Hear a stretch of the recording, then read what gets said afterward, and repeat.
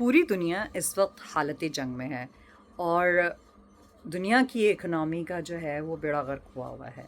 और पाकिस्तान में एक अलग ही जंग छिड़ी हुई है।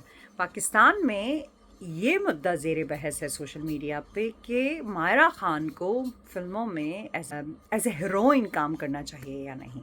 और इस जंग का आगाज़ किया है हमारे लेजेंडरी एक्टर साहब जनाब क़िबला फिरदौस जमाल साहब ने। और उन्होंने अपने एक इंटरव्यू में कहा कि भाई हीरोइनें तो होती हैं 15-16 साल की लड़कियां या 18-19 साल की लड़कियां होती हैं जिनको देख के दिल करे आने का, सिनेमा में जाने का।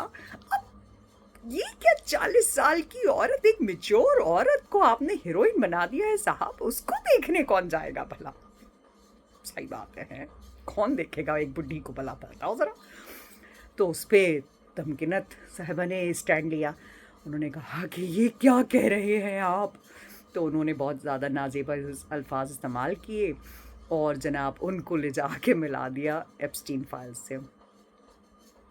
अब एक वबाल खड़ा हो गया कि अब बहुत सारे लोग जो हैं वो जनाब फिरदौस जमाल साहब को डिफेंड कर रहे हैं और कुछ लोग तमकिनत को। वैसे तमकिनत के फेवर में बोलते हुए मैंने कम ही लोग देखे। ज़्यादातर लोग ये कह रहे हैं कि जनाब फिरदौस जमाल साहब एक लेजेंडरी एक्टर हैं तो उनकी तौहीन नहीं करनी चाहिए थी, लेकिन वो आके किसी भी इंटरव्यू में किसी भी एक्ट्रेस की, अपने को एक्टर की तौहीन कर सकते हैं। It's okay, but because he is a legend, living legend, तो उनकी इज़्ज़त एहतराम सब पर फ़र्ज़ है, तो आपको उनका एहतराम करना चाहिए था। सही बात है, करना चाहिए था।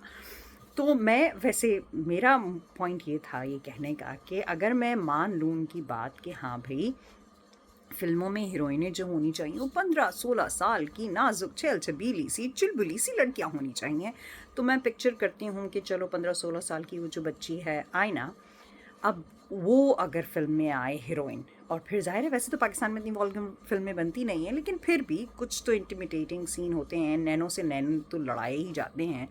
तो अब वो बच्ची जब इस तरह के सीन कर रही होगी तो फिर लोगों की गैरत नहीं जागेगी। फिर पाकिस्तान में टीनेजर्स लव स्टोरीज़ दिखाई जाती हैं तो उस पर भी लोग कहते हैं कि हम निब्बा निब्बी नहीं देखनी, हमारी जनरेशन ख़राब कर रहे हैं।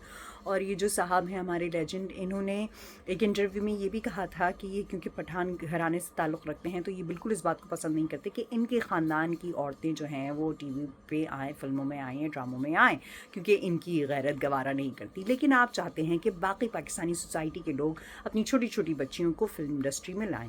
भाई लोग एतराज़ करने वाले इस बात पे क्यों नहीं एतराज़ करते कि आप कैरेक्टर्स अपने ड्रामों की, अपनी कहानियों के ऐसे लिखो जो कि मैच्योर कैरेक्टर्स हों। भाई आप 30 साल 35 साल की एक्टर के उम्र के हिसाब से क्यों नहीं आप किरदार लिखते जो कि मैच्योर एक एक्टर उस रोल को निभा सकता है? आपको क्यों चाहिए 15-16 साल की किरदार, छोटे छोटे से बच्चे जो है वो एक्टिंग करते हुए इतने मैच्योर किरदार निभाते हुए?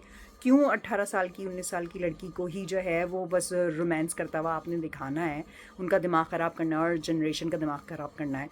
आखिर हॉलीवुड में और बॉलीवुड में, और बॉलीवुड का तो पता नहीं, लेकिन चाइना कोरिया में भी तो कहानियाँ लिखी जाती हैं जो कि होती हैं मैच्योर किरदारों पे मबनी।